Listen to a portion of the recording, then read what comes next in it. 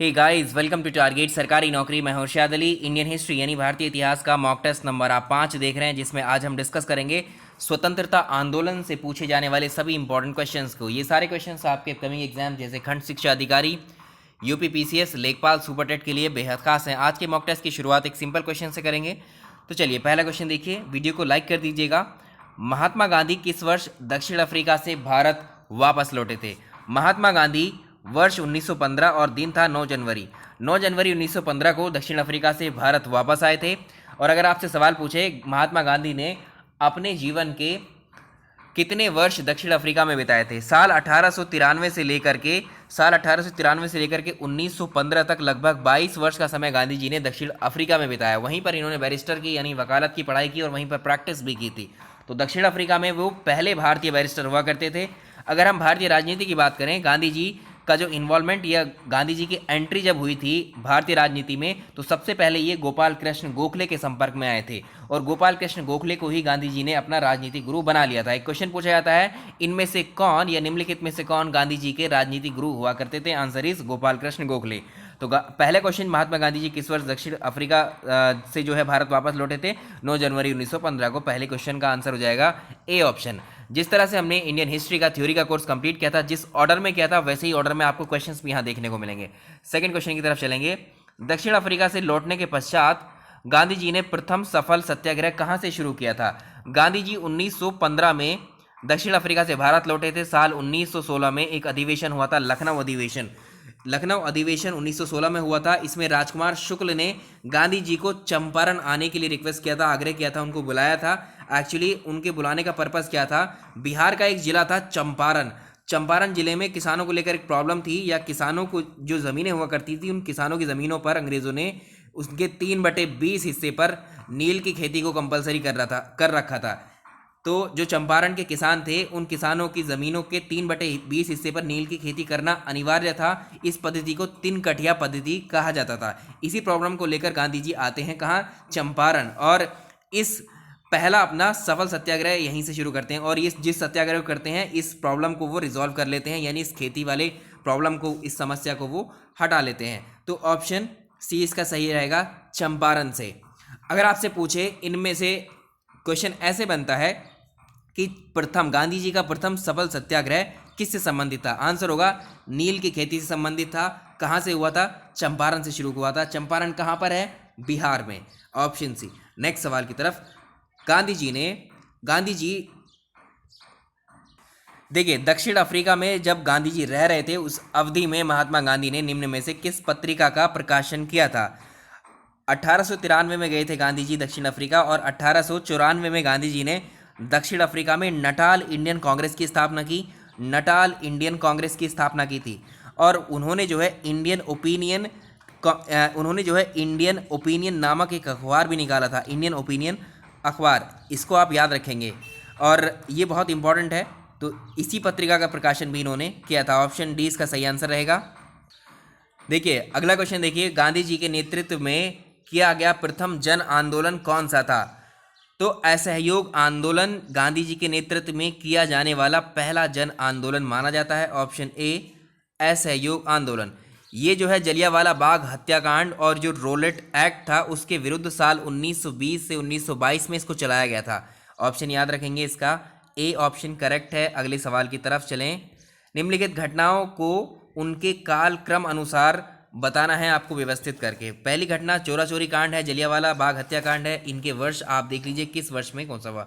अभी देखा हमने चंपारण सत्याग्रह हुआ था किसमें? 1917 में। अगर आप बात करेंगे रॉलेट एक्ट की, तो रॉलेट एक्ट आया था साल 1919 में। और अगर आप बात करेंगे जलियांवाला बाग हत्याकांड की, तो साल 1919 में, जलियांवाला बाग हत्याकांड 1919 में ही हुआ था ये। और उसके बाद चोरा चोरी की जो घटना हुई थी वो 1922 में हुई थी। चलिए, तो इस क्वेश्चन का आंसर हो जाएगा 4 3 2 1। इस ऑर्डर में ही है ये, तो इसका आंसर हो जाएगा ऑप्शन सी। अगले क्वेश्चन की तरफ चलेंगे। चोरा चोरी कांड की वास्तविक तिथि क्या थी? चोरा चोरी कांड की वास्तविक तिथि पूछ रहा है आपसे क्या थी। तो चोरा चोरी कहाँ पर है ये? चोरा चोरी उत्तर प्रदेश में गोरखपुर के पास में ही एक कस्बा है। यहाँ पर 5 फरवरी 1922 को भारतीय क्रांतिकारी जो थे उन्होंने ब्रिटिश सरकार की एक पुलिस चौकी हुआ करती थी, उस पुलिस चौकी में आग लगाई थी। इसमें 22 कर्मचारियों की मृत्यु हो गई थी और इस घटना को चोरा चोरी घटना के नाम से फिर जाना जाने लगा। इसका परिणाम स्वरूप हुआ ये कि 12 फरवरी 1922 को बारदोली में कांग्रेस की बैठक में असहयोग आंदोलन को स्थगित करने का भी प्रस्ताव पारित किया गया था। ये भी याद रखेंगे, ऑप्शन ए।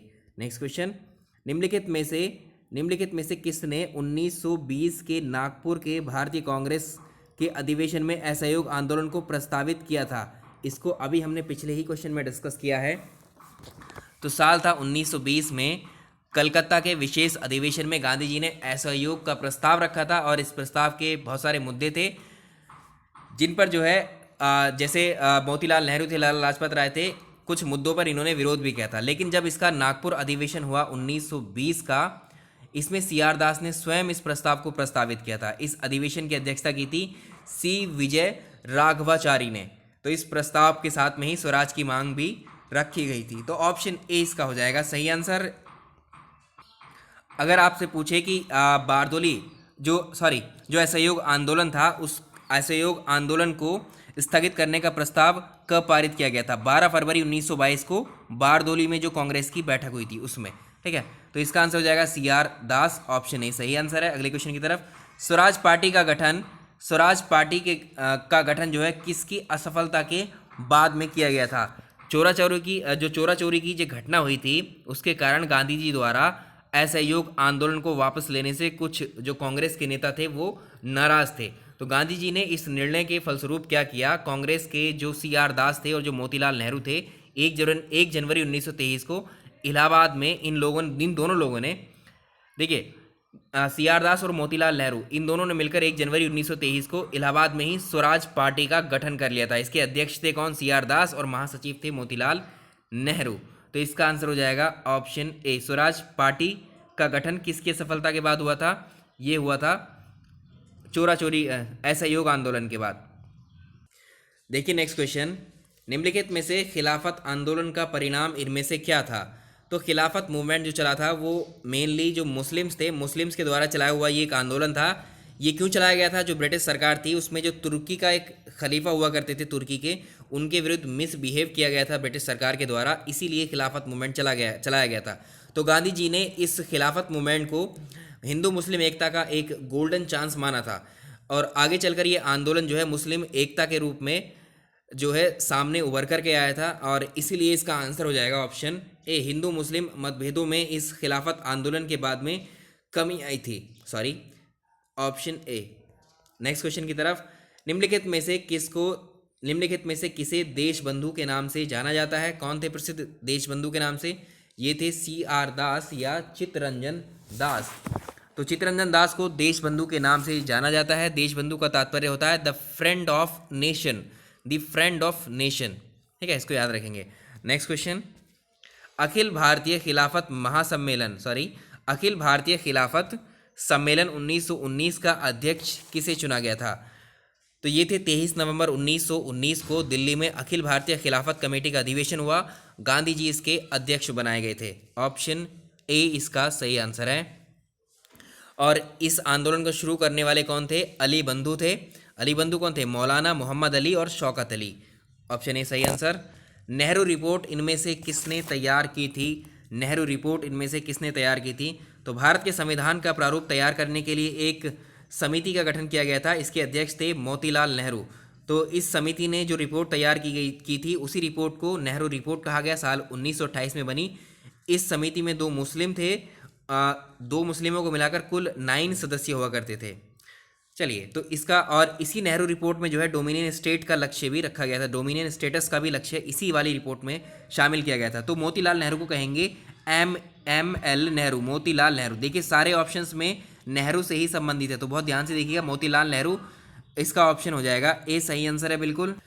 देखिए ये सारी थ्योरी हम ऑलरेडी अपने भारतीय इतिहास के कोर्स में कंप्लीट कर चुके हैं। जिनको ये डिटेल में पढ़नी है सारी चीज़ें, वहाँ से पढ़ करके ये मॉक टेस्ट तब अटेम्प्ट कर सकते हैं आप लोग। जिन्होंने कर रखा है उनको चीज़ें याद आ भी रही होंगी। क्वेश्चन नंबर नेक्स्ट देखिए, पूर्ण स्वराज संकल्प को भारतीय राष्ट्रीय कांग्रेस के लाहौर अधिवेशन में किसने प्रस्तुत किया था? साल 1929 में लाहौर में एक ऐतिहासिक अधिवेशन हुआ था जिसकी अध्यक्षता पंडित जवाहरलाल नेहरू के द्वारा की गई थी, JL नेहरू के द्वारा। इसी अधिवेशन में पूर्ण स्वराज के लिए एक संकल्प तैयार किया गया, भारत की पूर्ण स्वाधीनता का लक्ष्य पारित किया गया था। और 31 दिसंबर 1929 को रात 12 बजे लाहौर में रावी नदी के तट पर भारत का आधिकारिक झंडा भी फहराया गया था। ऑप्शन बी सही आंसर है इसका। अगले सवाल की तरफ चलेंगे। गांधी इरविन समझौता मुख्य रूप से किसका कारण हुआ? तो अच्छा क्वेश्चन है ये भी। देखिए, इस क्वेश्चन को अलग अलग तरह से पूछा जाता है। गांधी इरविन समझौता अगर 5 मार्च 1931 को गांधी जी और जो इरविन था उनके बीच में एक समझौता होता है, एक एग्रीमेंट होता है, जिसे दिल्ली पैक्ट के नाम से भी जानते हैं। दिल्ली पैक्ट किसको कहा जाता है, या दिल्ली समझौता किसको कहा जाता है? ये आपका गांधी इरविन समझौता ही है। तो इसको तैयार किसने किया था? हर्बर्ट इमर्सन ने इसको तैयार किया था। इसके तहत क्या हुआ था, कांग्रेस को जो सविनय अवज्ञा आंदोलन था उसको स्थगित किया गया था, ठीक है। और इसमें कांग्रेस जो है द्वितीय गोलमेज सम्मेलन में भाग लेने के लिए भी तैयार हुई थी। तो इसमें ऑप्शन क्या होगा? गोलमेज सम्मेलन में कांग्रेस की भागीदारी सहज करने के लिए ये समझौता किया गया था। ऑप्शन ए सही। क्रांतिकारियों की गुप्त संगठन अभिनव भारत का गठन किसने किया था? तो ये थे वीडी सावरकर या विनायक दामोदर सावरकर के द्वारा 1902 में एक मित्र मेला जो है, मित्र मेला साल 1904 में एक गुप्त सभा एक अभिनव भारत में इसको कन्वर्ट कर दिया गया था। जो मित्र मेला था, मित्र मेले को ही 1904 में एक गुप्त सभा या अभिनव भारत में इसको कन्वर्ट कर दिया गया था। अब इसमें जो है ये संगठन क्या करता था, गुप्त रूप से जो क्रांतिकारी गतिविधियां हुआ करती थी उनको संचालित किया करता था। नेक्स्ट क्वेश्चन चलेंगे। कामा गाटा मारू इनमें से क्या था? कामा गाटा मारू की घटना हमने आपसे डिस्कस की थी। तो इसमें 1913 में जो कनाडा था, कनाडा का सर्वोच्च न्यायालय जो सुप्रीम कोर्ट था, उसके एक निर्णय के अनुसार ऐसे 35 भारतीयों को कनाडा से आने की अनुमति प्रदान की गई थी जो सीधे भारत से ना आए हों। इस निर्णय के आधार पर इस निर्णय को आधार बनाकर जो गुरदीप सिंह थे, गुरदीप सिंह एक जहाज लेकर, जहाज का नाम था एक्चुअली कामागाटा मारू, एक जहाज का नाम था। ये अपने एक जहाज को लेकर, इनका जहाज नहीं था एक्चुअली, किराए पर लेकर गए थे। तो किराए पर लेकर 376 यात्रियों के साथ ये जो है हांगकांग से कनाडा के वैंकूवर पहुंचे थे। और ब्रिटिश सरकार के दबाव के कारण इस जहाज को कनाडा में प्रवेश करने पर प्रतिबंध भी लगा दिया गया था। और यहीं पर इस जहाज के वापस जो है कलकत्ता पहुंचने पर यात्रियों के बीच में और पुलिस के बीच में काफ़ी संघर्ष भी हुआ था। और इस संघर्ष में 18 यात्रियों की भी मृत्यु हुई थी और 202 यात्री इसमें गिरफ्तार भी कर लिए गए थे। तो ये कनाडा की यात्रा पर निकला एक जलपोत है। हमने डिटेल में डिस्कस किया था, इसको आप पढ़ सकते हैं जा करके। किसने सचिंद्र सान्याल द्वारा स्थापित हिंदुस्तान रिपब्लिकन एसोसिएशन का नाम बदलकर हिंदुस्तान सोशलिस्ट रिपब्लिकन एसोसिएशन कर दिया गया था? साल 1924 में कानपुर में हिंदुस्तान रिपब्लिकन एसोसिएशन HRA की स्थापना की थी सचिंद्र नाथ सान्याल ने, राम प्रसाद बिस्मिल ने और योगेश चंद्र ने। चंद्रशेखर आज़ाद के नेतृत्व में 10 दिसंबर 1928 को दिल्ली के फिरोज शाह कोटला मैदान में इसका नाम बदला गया और इसका नाम हिंदुस्तान सोशलिस्ट रिपब्लिकन एसोसिएशन कर दिया गया, HSRA। पहले इसका नाम हुआ करता था HRA यानी हिंदुस्तान रिपब्लिकन एसोसिएशन। बाद में इसका नाम बदलकर फिर कहाँ पर बदला गया था? चंद्रशेखर आज़ाद के नेतृत्व में बदला गया था 10 सितंबर 1928 को। कहाँ पर? दिल्ली के फिरोज शाह कोटला मैदान में इसका नाम कर दिया गया Hindustan socialist Republican association HSRA। और इसकी स्थापना के सदस्य हुआ करते थे भगत सिंह, सुखदेव, भगवती चरण बोहरा, ये सब शामिल थे। इस क्वेश्चन का आंसर हो जाएगा चंद्रशेखर आज़ाद। नेक्स्ट क्वेश्चन की तरफ चलेंगे। युगांतर पार्टी का नेतृत्व इसमें से किसने किया था? तो जो युगांतर पार्टी थी, इसका एक्चुअली जो जतीन्द्र नाथ मुखर्जी थे, बंगाल के क्रांतिकारी हुआ करते थे, इनको बाघा जतीन के नाम से भी जाना जाता है, बाघा जतीन। ये युगांतर अनुशीलन समिति और गदर पार्टी जैसी क्रांतिकारी जो पार्टी हुआ करती थी, इनके सदस्य रहे थे, ठीक है। तो इनका नेतृत्व किसने किया था? जतीन्द्र नाथ मुखर्जी ने। Option A. मुजफ्फरपुर, अगला क्वेश्चन देखिए। मुजफ्फरपुर में, एक सेकेंड, मुजफ्फरपुर में किंग्स, यहाँ पर लिख लेंगे आप किंग्स फोर्ट की हत्या की गई थी। किंग्स फोर्ट की हत्या का प्रयास कब किया गया था? 30 अप्रैल 1908 को किंग्स फोर्ट की गाड़ी पर जो है एक तरीके से जो प्रफुल्ल चाकी हैं और खुदीराम बोस ने एक बम फेंका था।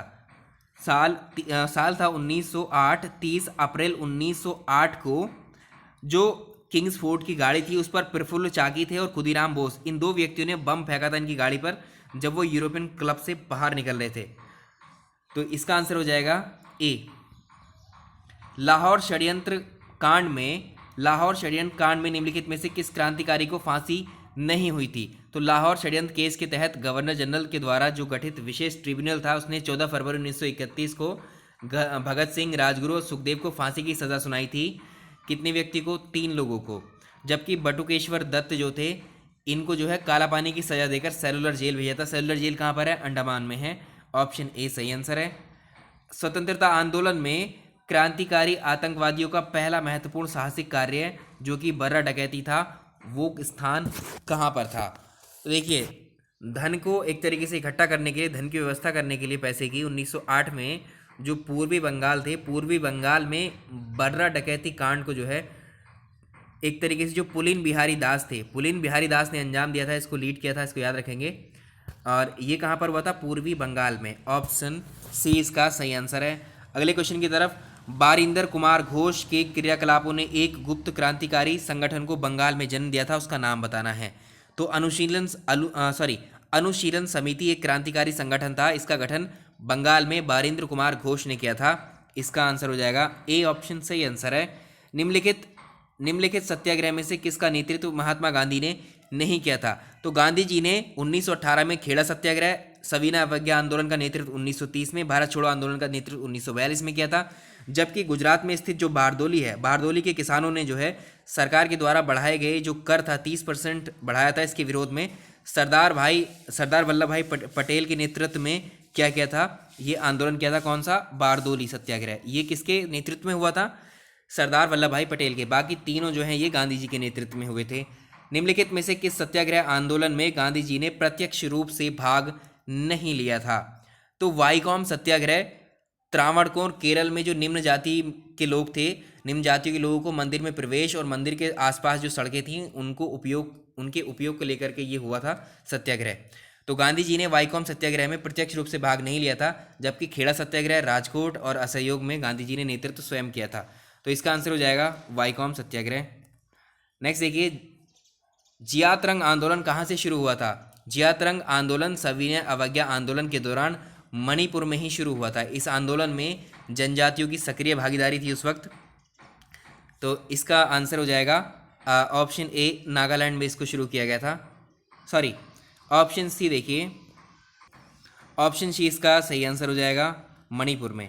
अगला सवाल देखें, नमक सत्याग्रह के समय गांधी जी के गिरफ्तार हो जाने के पश्चात आंदोलन को जो है नेता के रूप में उनका स्थान किसने लिया, यानी किसने लीड किया गांधी जी के बाद में, गिरफ्तार हो जाने के बाद में?